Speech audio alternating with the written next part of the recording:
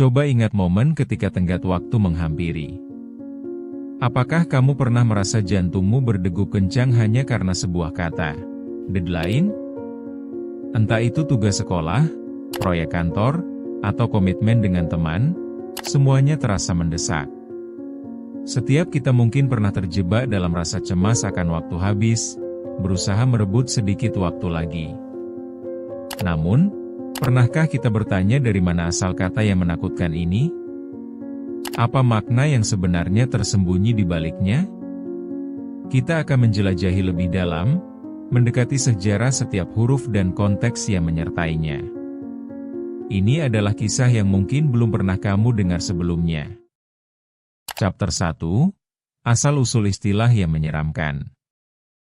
Deadline berasal dari istilah dalam bahasa Inggris yang berarti garis batas.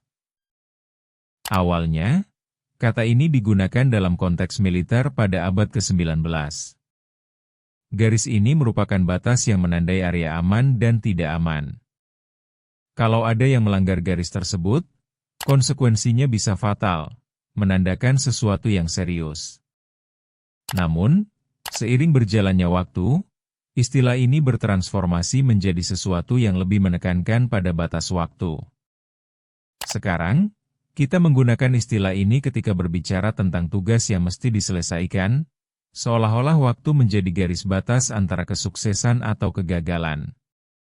Menarik bukan? Kita hanya berputar-putar di sekitar kata ini dengan segala kepanikan dan rasa terburu-buru, padahal makna aslinya punya nuansa yang jauh lebih berat. Kita seolah terkurung dalam definisi yang telah diciptakan, mengabaikan arti sebenarnya. Siapa yang menyangka bahwa ketakutan kita terhadap waktu sendiri bisa berakar dari konteks yang jauh lebih dramatis? Chapter 2, Tenggat Waktu, Rasa Tertekan Kita. Apakah kamu pernah merasakan tekanan saat deadline mulai mendekat? Sebagian besar dari kita pasti pernah. Dalam dunia yang serba cepat ini, tenggat waktu seolah menjadi monster yang mengintimidasi. Kita berusaha keras mengatur waktu, padahal seringkali kita justru terjebak dalam siklus overthinking. Misalnya, mahasiswa yang harus mengerjakan skripsi dengan waktu yang sempit bisa merasa terkurung.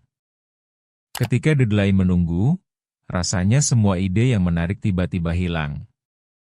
Padahal, kita tahu kalau sebaiknya kita sudah mulai dari jauh-jauh hari. Kenyataannya, banyak yang tidak belajar dari pengalaman, dan siklus ini berulang terus. Mungkin kita harus bertanya, kenapa kita terus mempersembahkan diri sebagai budak waktu? Kenapa kita tidak bisa lebih merdeka dari keterikatan pada tenggat waktu yang membelenggu? Keterbatasan ini seolah menjadi penghalang utama dalam mencapai potensi terbaik kita. Siapa yang mengatakan bahwa ketakutan harus mengarahkan tindakan kita? Chapter 3, Pengaruh Budaya Terhadap Deadline. Cobalah lihat sekeliling kita. Di negara dengan budaya kerja yang lebih relaks, seperti di beberapa bagian Eropa, konsep deadline tidak selalu dipandang dengan tatapan penuh teror. Namun di tempat-tempat lain, tenggat waktu menjadi sesuatu yang sufi. Di negara dengan budaya kinerja tinggi, ketepatan waktu saat menyelesaikan tugas bisa jadi pertanda penghormatan kepada orang lain. Namun, bayangkan saja, bagaimana kalau kita bisa sedikit bebas? Dan mengapa kita selalu berada dalam jarak pendek antara deadline dan kehidupan? Ketika tekanan dirasakan, seringkali kualitas pekerjaan yang dihasilkan juga berkurang. Alih-alih memberikan hasil yang luar biasa, banyak yang justru merelakan kualitas demi sekadar memenuhi batas waktu. Kita seringkali melihat bagaimana pekerjaan yang terburu-buru malah menciptakan lebih banyak kesalahan. Mungkin kita perlu mengubah cara pandang kita terhadap deadline, bukan sebagai pemenang atau pecundang, tetapi periode yang harus dihadapi dengan bijak. Mengapa kita acap kali merasa terperangkap, padahal pada akhirnya, hasil yang baik tak melulu didapat dari semangat yang berapi-api? Chapter 4, Deadline dalam Dunia Kerja.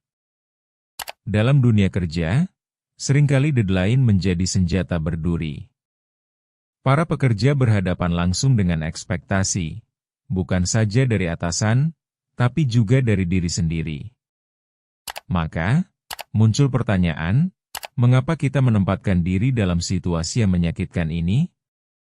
Mungkin dalam upaya untuk mendapatkan pengakuan, kita seakan dibutakan oleh keinginan untuk menyelesaikan tugas lebih cepat. Namun, dalam prosesnya, kita justru berisiko kehilangan kreativitas. Ketika deadline menjadi penguasa, kita sering menghadapi keraguan, di mana kualitas kerja menjadi terancam dan stres tak berujung menjadi teman setia. Kerap kali kita melihat contoh di mana proyek yang dikerjakan dengan terburu-buru justru gagal memenuhi harapan. Sangat ironis ketika kita berusaha untuk maju, tetapi malah terjebak dalam rutinitas tenggat waktu yang menyengsarakan. Mengapa kita tidak kembali pada esensi kerja itu sendiri dan memilih kualitas dibandingkan dengan kuantitas? Berani menerima bahwa kadang, lebih baik memerlukan waktu daripada berlari tanpa arah jelas? Chapter 5, Menghadapi Deadline dengan Bijak. Di akhir pembahasan ini, kita perlu menemukan cara cerdas untuk menghadapi deadline. Pertama, coba buat jadwal harian yang realistis. Jangan pasang target yang bikin pusing, tapi cukup ambil langkah kecil agar pekerjaan soal deadline tidak lagi menghimpitmu. Kedua, luangkan waktu untuk diri sendiri. Kalau pikiranmu sudah buntu, cobalah beristirahat sejenak. Ketiga, tidak ada salahnya untuk berkomunikasi jika kamu merasa terbebani. Jika di tempat kerja, informasikan kepada tim, atau di sekolah, bicarakan dengan dosen. Dengan cara ini, kamu tidak hanya menyelesaikan tugas, tetapi juga meraih kualitas yang lebih baik. Ingat, deadline adalah bagian dari perjalanan, bukan akhir cerita. Kita dapat belajar untuk menghadapi batas waktu ini dengan lebih tenang dan terencana. Dengan begitu, kita tidak hanya menjadi penyangga waktu, tetapi juga bisa menciptakan peluang untuk inovasi. Jangan lupa untuk subscribe channel Memoria dan jangan lewatkan kisah-kisah menarik lainnya. Karena setiap hal punya asal.